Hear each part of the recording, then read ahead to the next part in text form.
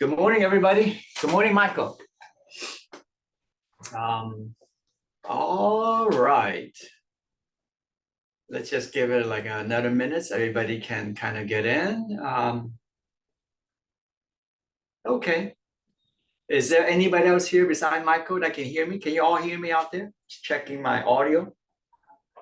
Can you all hear me? Carmencita, good morning, Justin. Okay, great, Jackie. All right, let us begin. So this is a class about your seller pass away, your seller die. How will you go about in taking that listing? Your seller's in heaven. Who's going to sign your listing? Mom died, she's in heaven. Who's going to sign your listing? That's the crux of this class. And then also, if you like, I can kind of go over, if you were to take a probate listing, what car form would you use in this post-NAR settlement era? Okay, well, if you want me to, just type in the chat box. I can go over a little bit about that. You have a probate listing. How would you fill out? Which form would you use in the post-NAR settlement situation? Okay. All right. Okay. All right. So I see in the question and answer page would like me to go over a new form. Okay. Yeah, we can do that. We can do that. Yeah. Okay. So, okay. So look, let's just go. Let me just go over some general stuff first, and then toward the end, we will get to the toward the end. What we'll do is this. Toward the end, let me just see here. Toward the end of class, we'll take a peek at the new mandatory car form. Okay, we'll take a look at the new listing agreement. We'll take a look at the compensation situation to the listing agent. We'll take a look at probably what is best practice to navigate, to ensure you get paid to be in compliance with the NAR settlement. If you're on the listing side or you represent the buyer side, we'll make sure that when you fill out these forms that you're in compliance to make sure that you get paid. Okay, we would do that. Okay. All right. So let's do this. Let us do this. So let me start. Let's see here.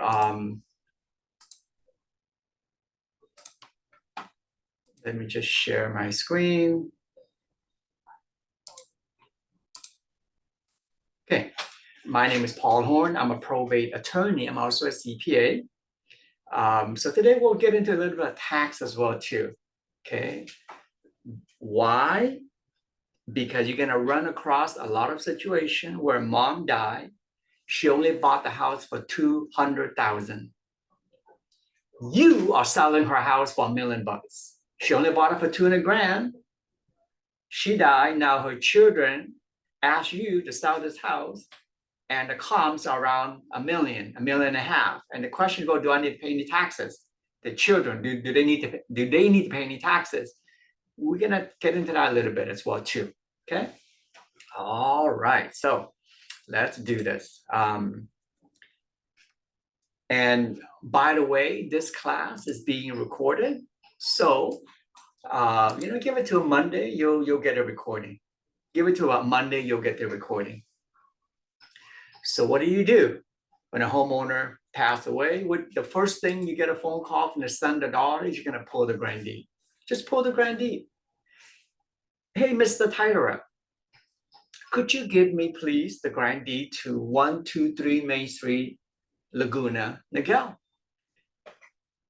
The title company will email you the grand deed. Okay, will email you the grand deed. And when you look at the grand deed, the owner is going to only be in two camps, two directions. On the screen in front of you, on the left-hand side, if the house is in a trust, no probate needed. The successor trustee would have the legal right to sign your listing agreement. Okay? So imagine this, mom passed away. Mom has 4 children. The house is in a trust.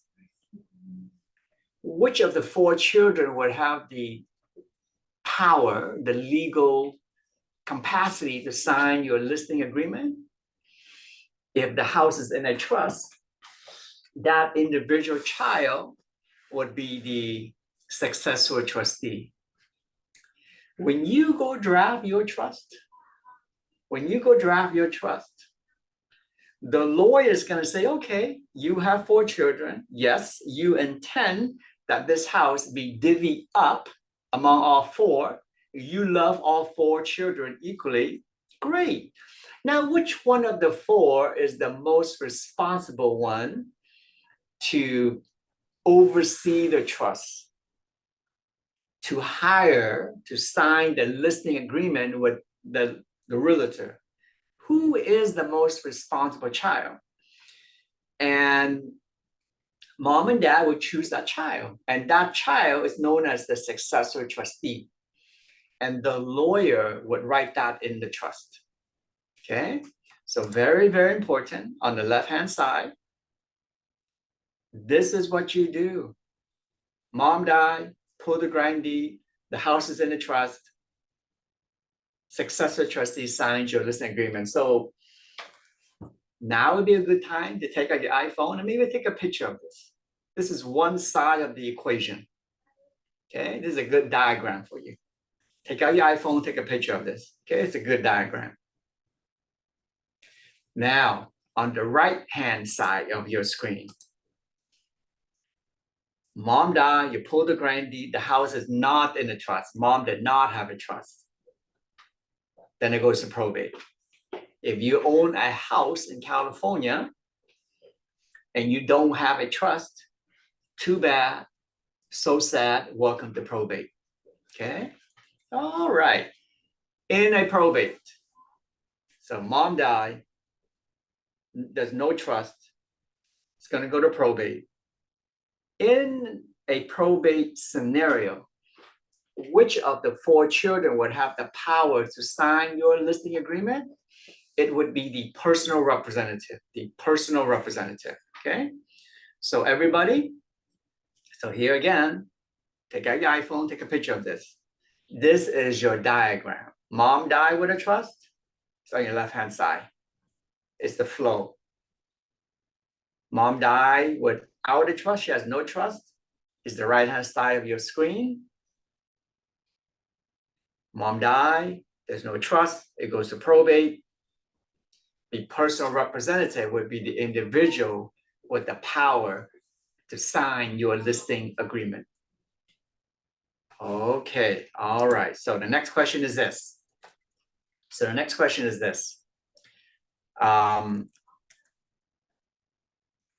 Where would you find a copy of the trust? So mom died. We know the successor trustee has the power to sign your listing agreement. How would you confirm who is the successor trustee? How would you confirm that fact? Who is the successor trustee? By looking at the trust. Okay, so where would you find a copy of the trust? Well, you can, so it's not at the county recorder, it's not there. the county recorder do not have a copy of your trust. Okay. Most likely have your children search the house.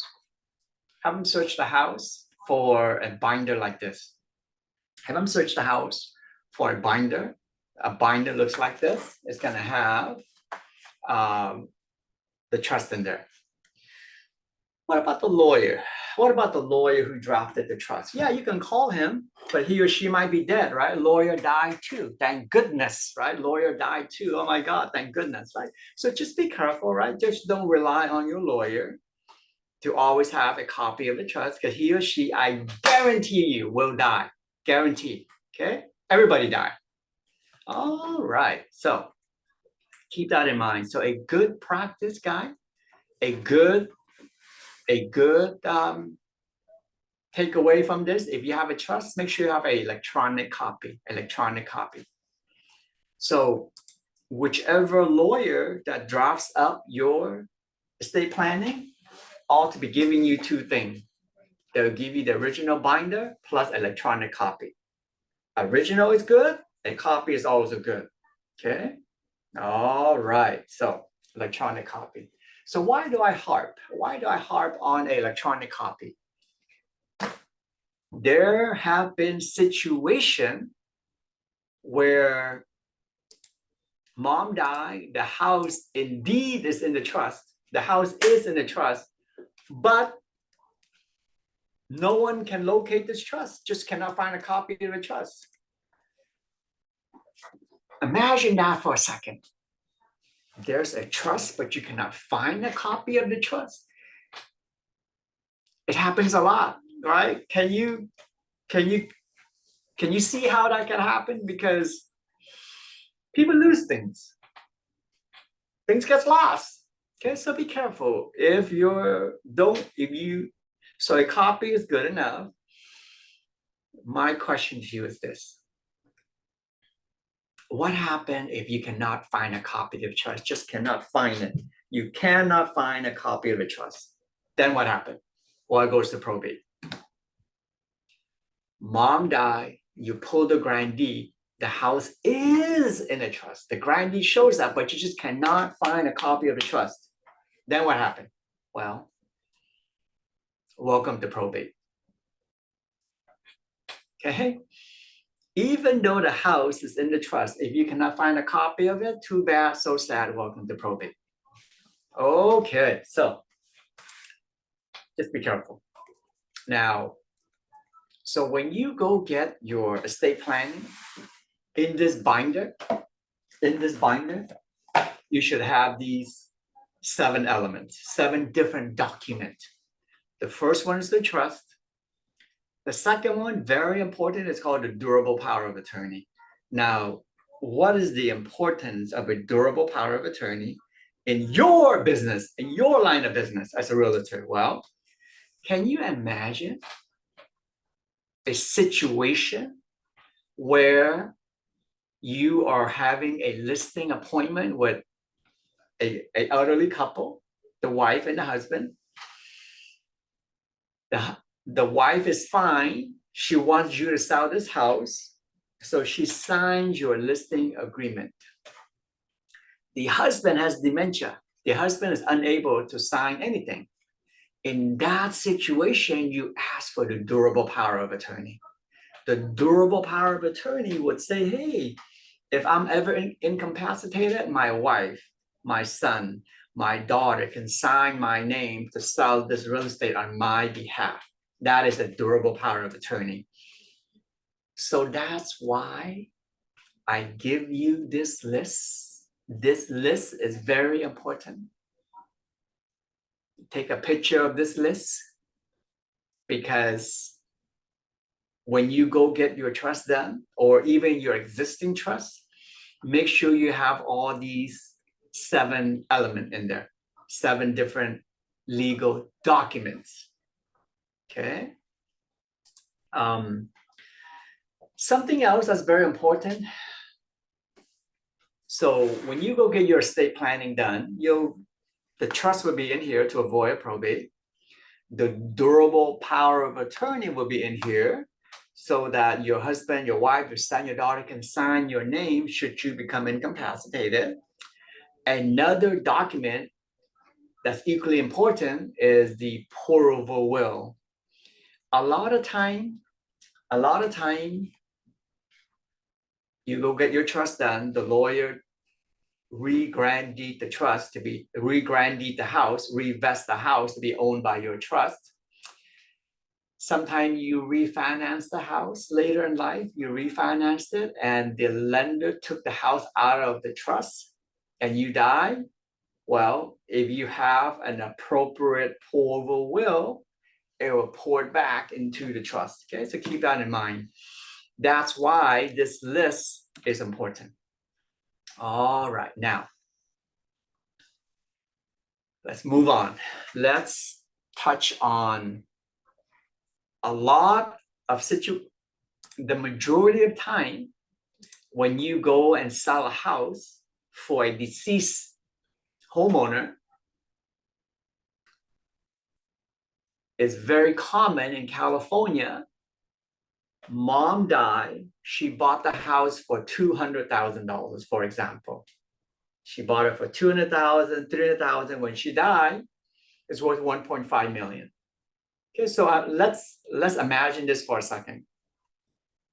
Mom bought it for $200,000. When she died, it's worth $1 million. Let's say it's worth $1 million. She only bought it for $2, now it's worth $1 million. The children having you sell this house for $1 million. You sell it for $1 million. Now the question is, what about the capital gain? You're selling for $1 million. It only costs her $200,000. So theoretically, the capital gain is $800,000, right? Well, on the screen is something known as the step up in basis. The step up in basis set the step up in basis. The step up in basis allows for no capital gain recognition. Okay, so you bought the house for $200,000. Now it's worth $1 million, $1.5 million. You don't want your children to pay any taxes on it when you die. So all you got to do is put your house into a trust. When you put your house into a trust, when you die, your children gets this house, and whatever they sell it for, no capital gain. So do yourself a favor. Do not give the house to your children while you are alive. If you do that, they don't benefit from what you see on the screen, the step up in basis. Okay? Just don't do it. On your grand deed, don't say, oh, I only have one son. Let me put my son's name on the grand deed. So when I die, it goes to him automatically. Don't do that. If you do that, then they do not benefit from this step up basis. Critical, okay? If you learn nothing else this morning, learn this, the step up in basis. Save your family some money, right? Save your family some tax money. Do not put your children onto the grand deed, but instead go get a trust, put the house in the trust. When you die, if they need to sell the house, no capital gain. Okay, now let's do this. Let's do this. Let's say you are a married couple in California. You are a married couple in California. If you want to benefit from the step up in basis, how should you take title to the house? You and your wife, you're buying a rental property. You and your wife, you're going to buy a rental property. Let's do an example on the screen. On the screen. You and your wife, you bought a rental property for $100,000. It's a rental property. You only pay $100,000. When you die, let's say when husband died, it's worth $1 million, right? California law, husband always die first, right? California law. husband and wife bought the house for 100 grand. 40 years later, husband died. That house is worth $1 million. The wife, who is alive, she goes and sells this house for $1 million. Because it's under joint tenant, the vesting, there's capital gain of 450. Okay, there's capital gain of 450 because there's only a half step up in basis. Bought it for 100 grand, sold it for $1 million when husband died. Husband gets his 50% step up in basis, 500 grand. The wife is still alive, so her basis is 50,000 because they bought it for 100 grand. Capital gain is 450 for that rental property. But we can bypass the capital gain on that rental property if we were to vest the house as community property, okay? Community property. So on the screen, if you are a married couple, you buy, when you take title to the house, the vesting, if you are married, you can do joint tenant, community property, or community property right of survivorship. Which one should you do? Well, if it's community property, don't do joint tenancy, do community property. In community property, there's two types, community property versus community property right of survivorship. Which one should you choose? Well, if you choose just community property alone, on the screen, do you see the guy cleaning the pool? If it's just community property alone, the wife can write a will to will her half of the community property to that pool boy because he's an amazing pool boy. Okay, he cleans the pool so well. But if you were to vest it as community property or survivorship, that's called the I love you way of holding title, where neither party can will their half away.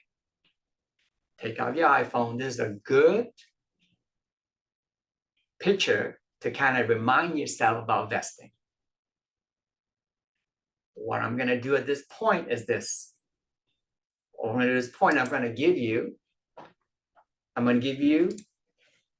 a couple of gifts. Okay, I've been talking for 25 minutes. Let me give you a couple of video that summarize what I talked about so far. Okay, so the first video I'm going to give you is this video right here. And what I'm going to do with that is I'm going to put this in the chat box. This is your first video. Okay, if you click on it, it will take you to my website. You'll see this video. Also very important is the vesting. I'm gonna give you this link as well. This is video number 2. This is video number 2. It summarizes how you should vest title. In this video, you can forward it to your buyer if they wanted some understanding how to vest title. What is the difference between tenant in common versus joint tenant? What's the difference between community property versus LLC and so forth? In this video, I address the tax implication. Now, I am a probate attorney, but I'm also a CPA. CPA. Anybody know what CPA stands for? Chinese Party Animal, right? CPA. Ask ChatGPT. ChatGPT, what does CPA stands for? That's what I'll tell you. Okay. All right. Let us continue. Let us continue. Oh, let's see here. Let us continue. So now let's move on. Let's move on to probate. Let's get to probate. Oh, let's see here. So let's get on to probate. First of all, why don't we start with this? Why don't we start with this? Why don't we start with this? Why don't we start with the probate diagram, okay? And I think, and by the way, Elsie with old car done an amazing job. Elsie, I think she emailed you these handout, right? This handout in front of you. If not, I think it's somewhere accessible. Okay, yeah. So California probate process takes 1 year to complete. It takes 1 year to do. So if you're in a probate, that probate is going to take a year to do. Your question is, can I sell this house while the probate is being conducted? Okay. Yeah, so yes, I am a trust attorney. That's all I do. I'm a specialist. I do trust and probate. That's my specialty. Someone asked that in the chat box. California probate process takes 1 year to do. What you want to understand is, can I sell this house while the probate is active? Mom died. This freaking probate is not going to be done until a year later, but can I sell this house right now? The answer is yes. You can sell the house while the probate is active. Okay, you can do it while the probate is active. So here's what you're going to do. If you want to sell this house, if the children, mom died, there's no trust, the children want you to sell this house ASAP. What you're going to do is, or the children, when they go see the probate attorney, ask the probate attorney to give that individual, that son or daughter, full authority in the probate. Okay, so in a probate scenario, in a probate situation, there's only 2 types of authority.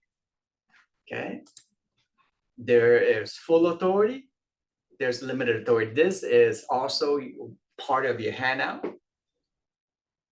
Elsie, thank you so much for posting that Dropbox handout. When you click on it, you'll see this handout. Okay, you'll see this handout. When you look at the screen, this handout, we have covered the left-hand side, how to sell a house in a trust.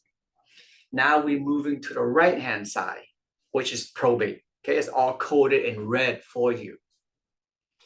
In a probate, there's full authority, there's limited authority. When mom has a house and the children want you to sell this house, ask that lawyer to give the children that personal representative full authority. Because with full authority, there's no court confirmation. When it's full authority, all you need to do is this. Focus your eye on the screen, right in the middle of the screen, the box in red where it says full authority probate. You just need to get 3 forms to close escrow. Form number 1, order for probate. Form number 2 is called letters. Once these 2 forms are issued, you can go and take the accepted offer, give it to the probate attorney. He then would generate form number 3, the notice of proposed action. And that's it. You can close your transaction. Let me show you what those forms look like. Okay. So you're in a probate. It's full authority. You want to close escrow. Very simple. Very simple. Okay. Very simple.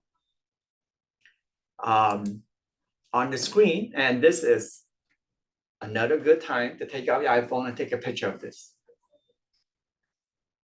You're in probate. Your personal representative have been given full authority. You just need to give these 3 forms to escrow, to close escrow transaction, and all this can be done in 100 days. Start the probate, the lawyer starts the probate, 100 days later, you close escrow, even though the probate takes a year or 2 years to complete. You sell the house, you get your commission, the buyer gets the house, you're out of the picture, you're done with that transaction. That's full authority. So full authority, just 3 forms. You just need to get 3 forms. Form number 1 is called order for probate. Form number 2 is called letters. Form number 3 is called a notice of proposed action. Okay? What do they look like? This is form number 1. It looks exactly like this, order for probate. Form number 2, it's called letters. It looks exactly like that. It's called letters. Form number 3, it looks exactly like this, the notice of proposed action. That's it. Okay, with full authority, you just need to give these 3 forms to escrow, and you can close your transaction. This class is very useful for you. Sooner or later, you're gonna come across a transaction where your seller's dead. Just watch this video. Okay?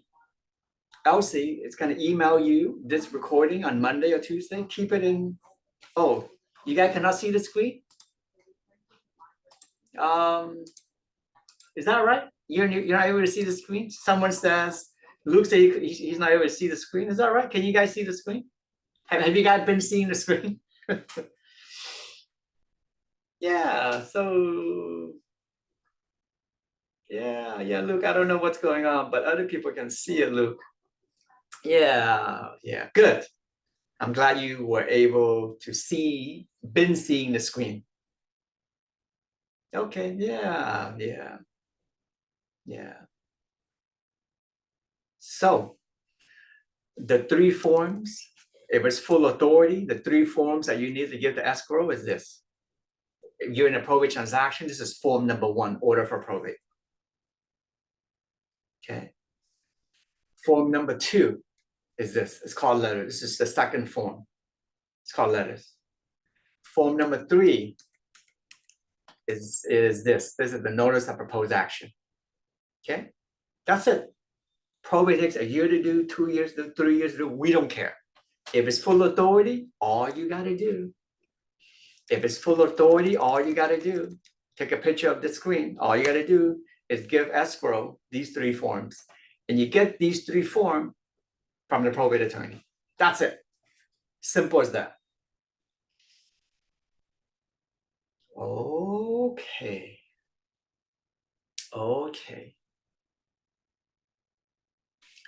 If it's limited authority. Now, another great diagram for you to see is this. Mom died, there's no trust, so it's in probate. Mom has 4 children. How does one of these children become in charge? How does one of these children become the personal representative? Mom died, there's 4 children, one of them initiate the probate process. That person who goes and meet with the probate attorney, who initiate the probate process, that child is known as the petitioner. Once he or she is approved by the court, then we call him or her the personal representative. If there's a will, we call him or her the executor. If there's no will, we call him or her the administrator.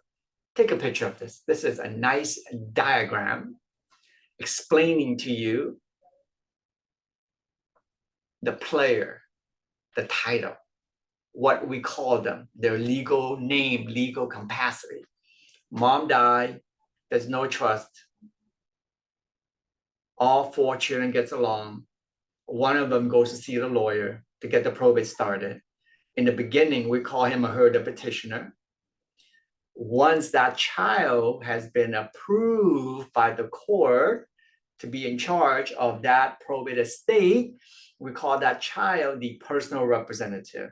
If mom had a will, we call that person the executor. If mom had no will, we call that person the administrator. A very powerful diagram. Take a picture of it so you can go back to it later when you need to. Okay, all right. Now, If your probate is limited authority, okay? So now we're gonna switch, now we're gonna go back to your handout. Now we have maneuvered our way down to the right-hand side of your screen, the right-hand side, okay? The right-hand side of your screen, okay? If it's limited authority, there's something called court confirmation. If it's limited authority, God help you, because it's gonna take 8 months, 9 months, a year to complete your escrow transaction because it's limited authority. Don't do that. If you go to an experienced lawyer, an experienced probate attorney, he or she will make sure you get full authority. But if you are saddled with limited authority, this is the order. Order for probate comes out, letter comes out. Then that lawyer's got to publish in a newspaper saying, hey, we got a house for sale. Once that publication is done, you can accept an offer. The buyer's got to put 10% down. Okay? And then the lawyer would petition the court, hey, judge, it's limited authority. Hey, judge, it's a house for sale. Hey, judge, give us a court date to auction this house, to court confirmation this house. Then when you go to court, that's where the overbidding begins. If there's another buyer that shows up that wants to steal this house away, they can do that. Okay, so limited authority, not a very good way to go about it. Okay, all right. So now at this point, if you have a listing, how would you take it? Whether it's probate or whether it's a standard transaction, what are the new car form? What are the new car form? Okay, let's get into it. Let's get into this. All right, so let's get into this. All right, let's start with this.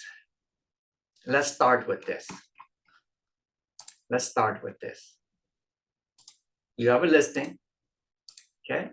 You have a listing.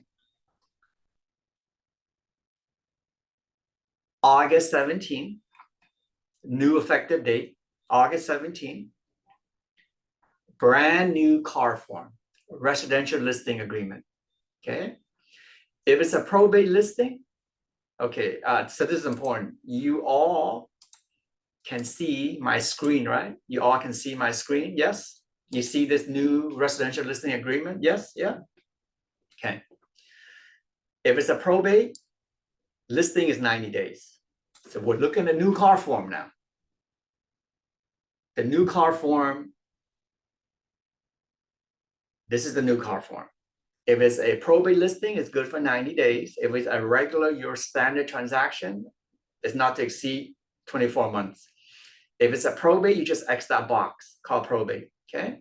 Now, let's talk about your commission in this post-NAR settlement. This is your new residential listing agreement, whether you're in probate or whether you're not in probate. This is it. Even if it's your seller still alive, this is the form you use.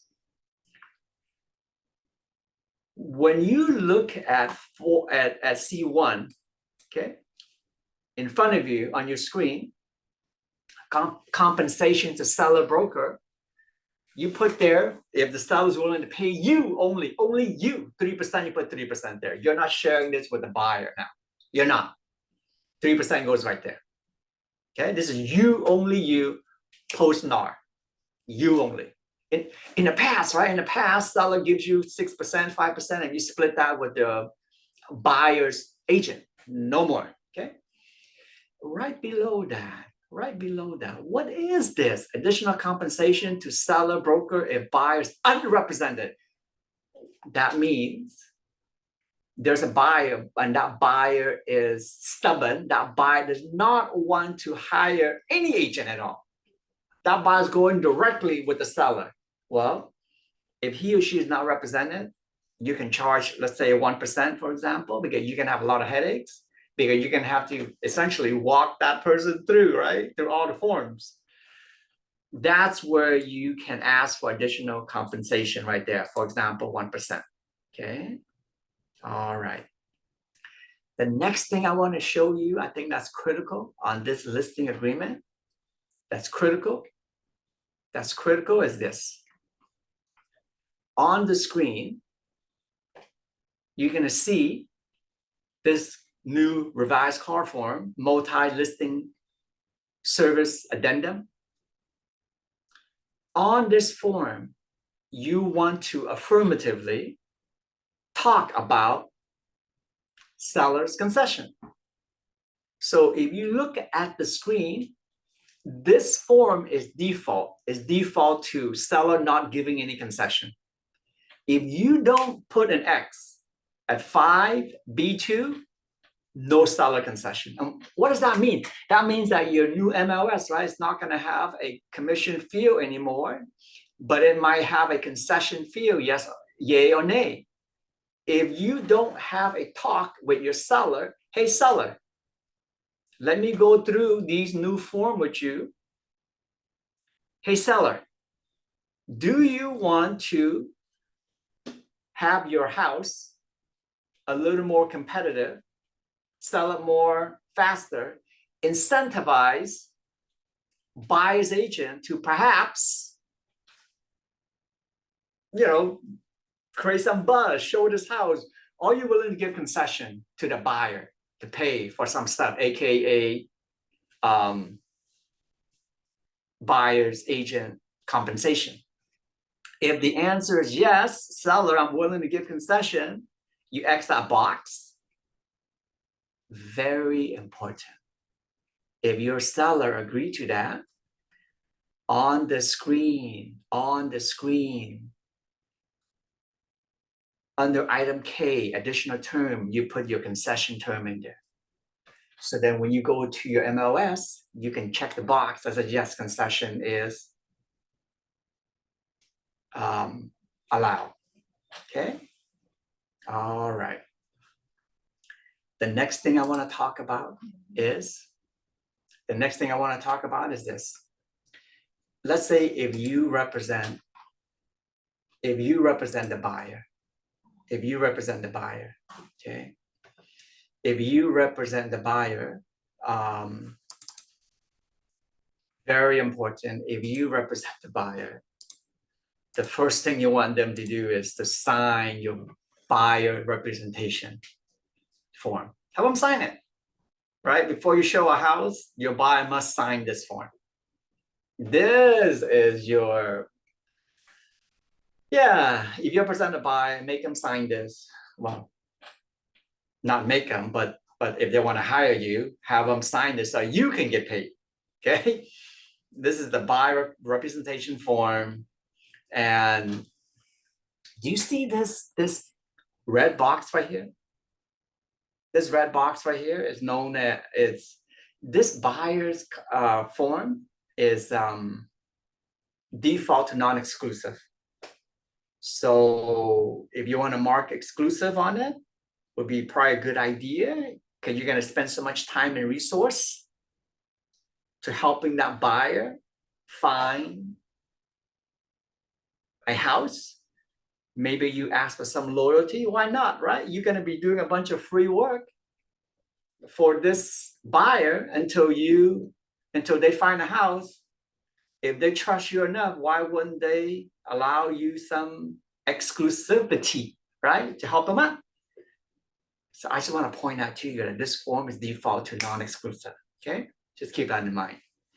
All right. And then here, do you see this red box? That's your compensation.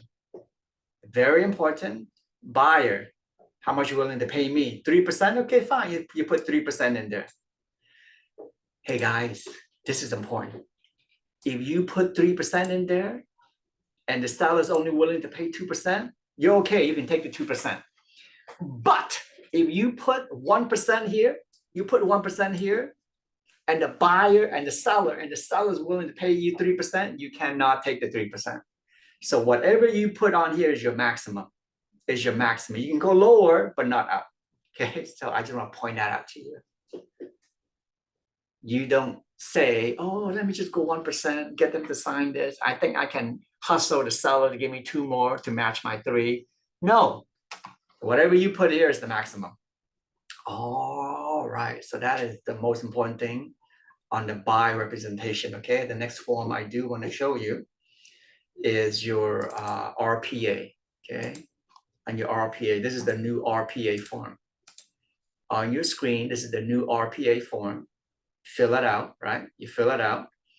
The most important thing I want to show you on this form is right there in red, right there in red. How do you get paid? This is the RPA form. This is how do you get paid? Well, under G3, it says seller agrees to pay the obligation of buyer to compensate buyer's broker under a separate agreement.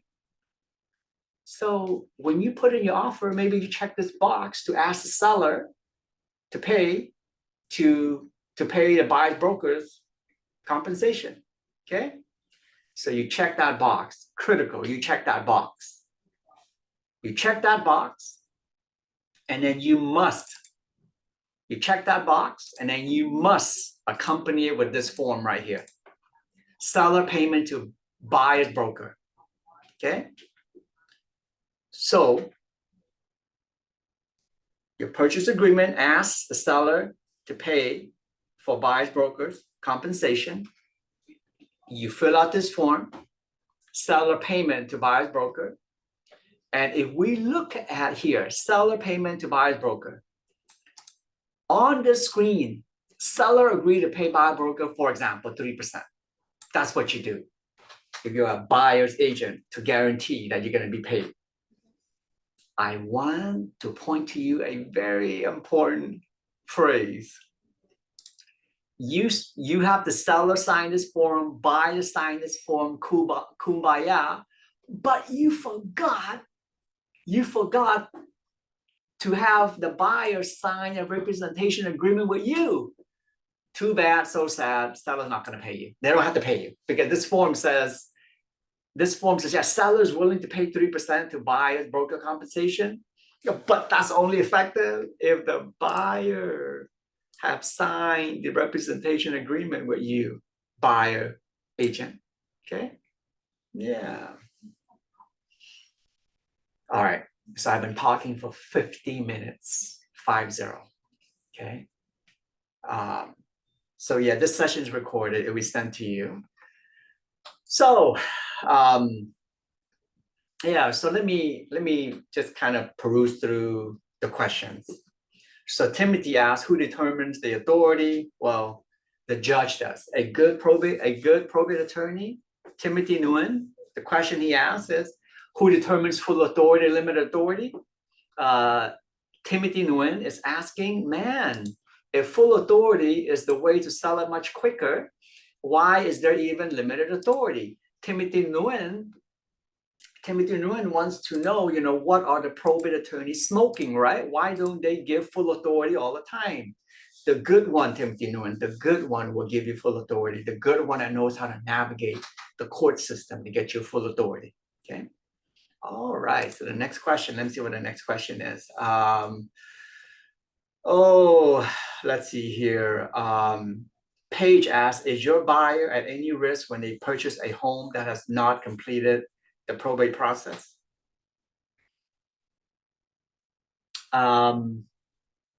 Paige, the answer is no. If that child, the personal representative, has been granted with full authority to sell that house, they have the authority to sell it. So if your buyer buy a probate house, he pays the money, he takes the house, and that's it. Even though the probate process has not been completed. Okay. Let me just scroll up to see what other question we have. Let's see. Timothy Nguyen asks, can you update your vesting? The answer is yes. Yeah, so at this point, what I want to do is this. At this point, I want to give you one more video. Well, I want to give you 2 more videos at this point. I want to give you 2 more videos that summarize the last half an hour. So I want to give you this video right here. Let me just show you what it looks like. I'm gonna give you the third video that covers the probate process, the California Probate 8 from beginning to end, start to finish. I'm gonna put this link. I'm gonna put this link in your chat box. You can click on it later. So this will be my third link to you. Third link. Okay. You can click on this. It'll go over the probate process again for you slowly. Okay. Then my fourth video that's helpful to you. The fourth video that I want to share with you is this. If you wanted a slowed down version of the new mandatory car form for the NAR settlement, what you see on the screen, I have a different link for you. This is the fourth link. And that's it, guys. This will do it. I've given you 4 separate videos in this chat box. You can click on later to go back and review everything we talked about. On top of that, Elsa will email you this recorded video. Okay. So I hope you find this class helpful. It should be, right? I want to thank OCAR. I want to thank all of you for being with me today. I want to thank Elsie for getting me on track and setting this thing up. So a big shout out to Elsie and OCAR for bringing you this webinar. Yeah. Okay. Yeah. So yeah.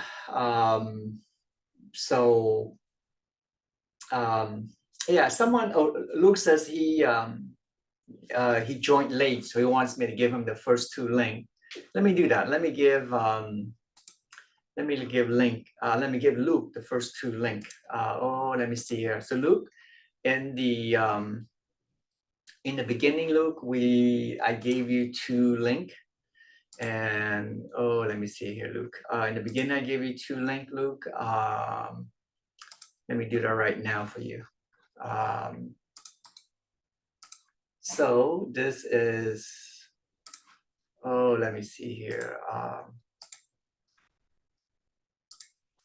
So this was Luke. This is for you, Luke. So that's one of them, Luke. And the second one, Luke, is about vesting, Luke. That was the second link that I gave you. So here it is.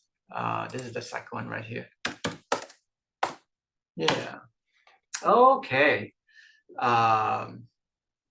So Doe asked me, if someone has the power of attorney and a will, can he avoid probate? No. A will is absolutely useless. A will is going to push you into probate. A will is useless. Okay. All right, guys. Thank you so much, guys. And I will see you next time. Bye, guys.